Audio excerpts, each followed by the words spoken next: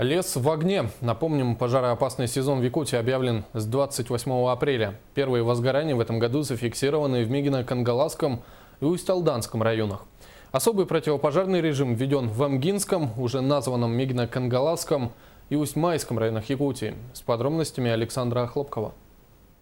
Всего с начала пожароопасного сезона в Якутии ликвидировано 15 возгораний на площади более 500 гектаров. У абсолютного большинства возгораний одна причина – человек.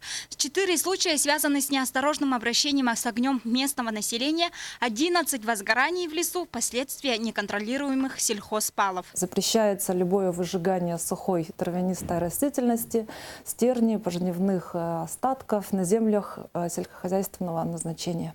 И землях также запаса и разведения костров на полях. Контроль за соблюдением правил безопасности в лесах будет усилен в предстоящие майские праздники. Уже сейчас идут проверки лесных массивов и основных мест отдыха граждан. На территории Ульяновского района 13 населенных пунктов подвержены природных угрозе лесных пожаров. На сегодняшний день все 13 населенных пунктов проверены, то есть населенные пункты на сегодняшний день готовы. Если обнаруживается нарушение режима, специалисты выясняют все обстоятельства, устанавливают личность нарушителя и составляют протокол.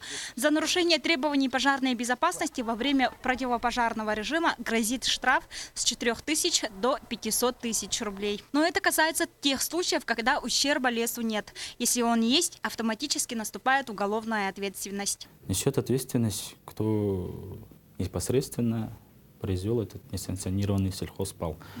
Ну и, конечно же, главы населегов, которые не проконтролировали этот момент, конечно, тоже будут отвечать. Также с ноября прошлого года в правила тушения лесных пожаров внесены изменения, позволяющие не тушить пожары в удаленных труднодоступных лесах, если эти пожары не угрожают населенным пунктам или объектам экономики. Соответственно, решение КЧС республиканского уровня мы будем решение принимать по тушению или приостановлению пожаров на удаленных местностях. В этом году на профилактику и тушение пожаров из двух источников финансирования выделено более 800 миллионов рублей. Этих денег на весь сезон не хватает, поэтому пожар легче предупредить, чем тушить. Александра Хлопкова, Илья Жараев, Виталий Абрамов, Алексей Семенов, НВК Саха, Ленск, Якутск.